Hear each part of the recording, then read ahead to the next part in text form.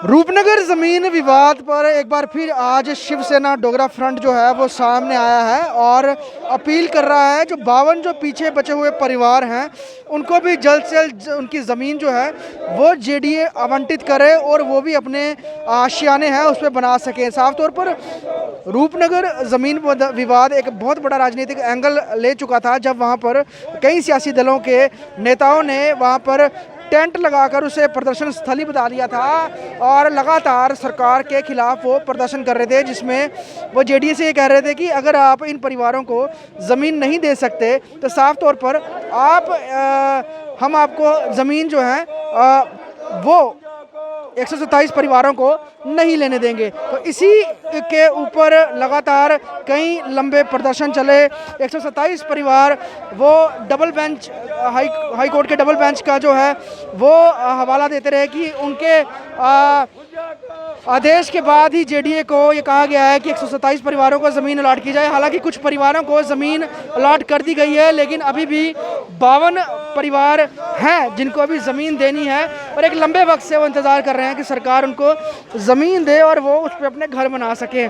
रूपनगर ज़मीन विवाद पर सियासत भी देखने को सामने आई और कई सियासी दल जहां पर उन परिवारों के समर्थन में थे जो वहां पर इलीगल तरीके से बैठे हुए थे, वहीं कुछ ऐसे संगठन भी हैं जो इन परिवारों के साथ जो कि जिन्होंने जेडीए ज़मीन के लिए अप्लाई किया था और पैसे भी दिए थे उनके पक्ष में जो है लगातार प्रदर्शन कर रहे हैं और शिवसेना डोगरा फ्रंट में से एक है और आज ये यहाँ पर ये प्रदर्शन भी उन्हीं परिवारों के लिए हो रहा है।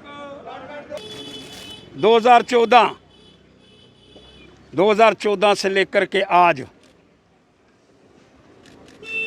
ये बर्फी खिलाने का दिन है। 2014 से लेकर के आज तक उनको अलाटमेंट नहीं मिली थी। आज 75 लोगों को अलाटमेंट मिल गई है और बाकियों की बकाया बुंज आ गई। मैं कहना ये चाहता हूँ कि जितने भी कब्ज़े पूरे जेडीए के हैं वो पूरे जम्मू से हटाने का प्रयास हो। कहते हैं कोई लगभग 50,000 कनाल ज़मीन जो अभी तक हमारे संज्ञान के अंदर आई है, जितनी भी ज़मीन पूरे जम्मू के अंदर है उसको हटाया जाए और नाजायज़ कब्ज़ा वाले जो हैं कहीं भी है, किसी स्थान पर भी हैं, बड़े बड़े छोटे छोटे सबको उठा करके बाहर फेंकने का प्रयास किया जाए और नाजायज़ कब्ज़ाधारी कोई रहना नहीं चाहिए। 2014 के अंदर अलाटमेंट हुई थी, 10-10 लाख रुपया लोगों ने दिया लेकिन अलाट नहीं किया गया और ज़मीनी पर कब्ज़ा नहीं दिया गया।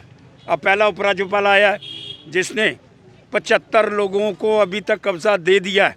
उन्होंने अपने भाषण के अंदर कहा था कोई नहीं रहेगा, जितने भी लाटदारी हैं उनको उनका अधिकार दिया जाएगा। लेकिन मैं एक प्रश्न करना चाहता हूँ, ये जो 2014 से लेकर के अभी 2022 तक जो डिले हुआ उनके अंदर कौन कौन लोग दोषी हैं, कौन कौन लोग जिम्मेवार हैं, उन पर भी कार्रवाई होनी चाहिए। और दूसरी बात, कब्ज़ादारी है, उसका कोई धर्म नहीं है और कब्ज़ाधारी को कोई अधिकार नहीं मिलना चाहिए, ये भी कहने का प्रयास करना चाहता हूँ। लेकिन जिन्होंने पैसे जमा करवाए हैं जेडीए के माध्यम से 127 लोगों ने, मैं श्रीमान उपराज्यपाल जी को आज मिठाई खिला रहा हूँ कि शुक्र है कोई तो आया जिसने ले सही काम करने वालों को भी उनका अधिकार दिया, कोई तो आया जिसने व्यवस्था के अंदर चलने वाले उस व्यवस्था का निर्माण करा। इसलिए मैं मांग करना चाहता हूँ ये व्यवस्था रूपी कार्य, भ्रष्टाचारी, लैंड ग्रैबर, भूमाफिया, इसके खिलाफ आप कार्रवाई करिए और लोग आपके साथ हैं, जनता आपके साथ हैं, लेकिन कार्रवाई जो है आप करके दिखाइए ताकि लोग और ये जो कब्ज़ा इस ज़मीन से हटाने का प्रयास हो और ये ज़मीन गरीबों को देने का प्रयास हो। आप ये बात कर रही हैं डबल बेंच के आदेश के बाद सरकार ने निर्णय लिया ना, बिना आदेश के तो अभी भी बड़ी सारी जगह 50,000 कनाल की बात कर रहे हैं, उस पर कहाँ खाली करवाने का भी प्रोसेस चल रहा है? अरे भैया 72 वर्ष के बाद 72 वर्ष की खामियां अब आप कहें कि 1 साल 6 महीने के अंदर समाप्त हो जाएंगी।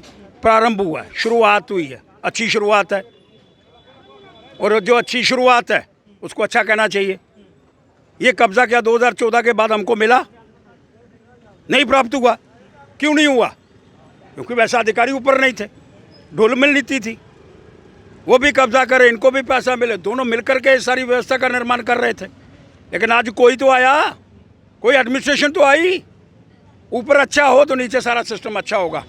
इसलिए मैं ये मांग करना चाहता हूँ, जितनी भी ज़मीन बाहर खाली है, जेडीए की लैंड जिस पर कब्ज़ा हुआ है, उस कब्ज़े को हटाया जाए और उस पर गरीबों को अलॉटमेंट की जाए, ताकि गरीब अपना घर बनाने का प्रयास कर पाए। शिवसेना डोगरा फ्रंट जो है वो यही मांग कर रही है कि जैसे सरकार ने लगभग 75 परिवारों को जो है वो ज़मीन दिलवा दी, जो डबल बेंच का आदेश था कि 127 परिवारों को वहाँ पर उनको ज़मीन दी जाए, तो अभी तक 75 परिवारों को ज़मीन मिल चुकी है, 52 अभी भी बाकी हैं।